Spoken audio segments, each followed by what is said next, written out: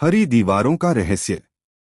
शहर के शोर से दूर आर्यन ने एक पुराना बंगला खरीदा था। बंगले की सबसे खास बात थी उसकी दीवारों पर लिपटी घनी मखमली हरी बेल क्रीपर। आस पड़ोस के लोग उसे अजीब कहते थे, लेकिन आर्यन को उसकी हरियाली सुकून देती थी।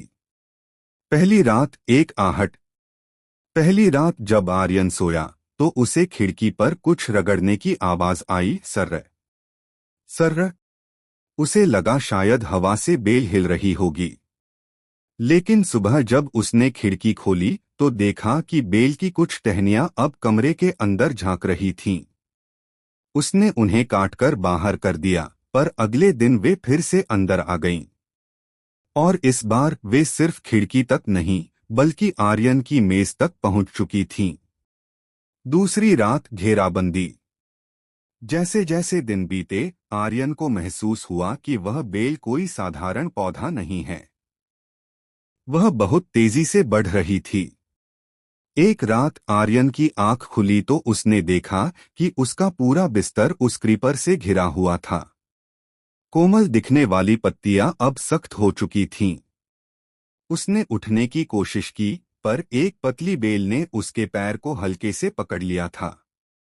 वह डरावना नहीं था, बल्कि ऐसा लग रहा था जैसे पौधा उसे सुरक्षित रखना चाहता हो या शायद उसे कैद करना चाहता हो। अंतिम मोड़। आर्यन ने घर छोड़ने का फैसला किया। उसने कुल्हाड़ी उठाई और मुख्य द्वार पर जमी बेल को काटना शुरू किया। जैसे ही पहला कट लगा, पूरे घर में एक हल्की सी चीख जैसी आवाज गूंजी और बेल से हरा नहीं, बल्कि गहरा लाल रंग का रस निकलने लगा। तभी आर्यन ने देखा, उन पत्तियों के बीच पुराने मालिकों की कुछ चीजें फंसी हुई थीं, एक घड़ी, एक चश्मा और एक पुरानी डायरी। उसने डायरी का आखिरी पन्ना खोला, जिस पर लिखा था, यह घर किसी का नहीं है।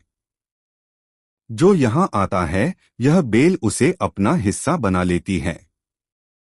अब हम भी इसी हरियाली का हिस्सा हैं।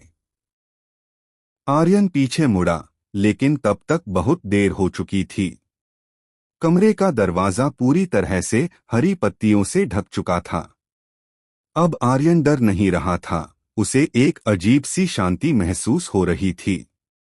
वह धीरे धीरे दीवार के सहारे बैठ गया और उन कोमल पत्तियों ने उसे पूरी तरह अपनी आगोश में ले लिया।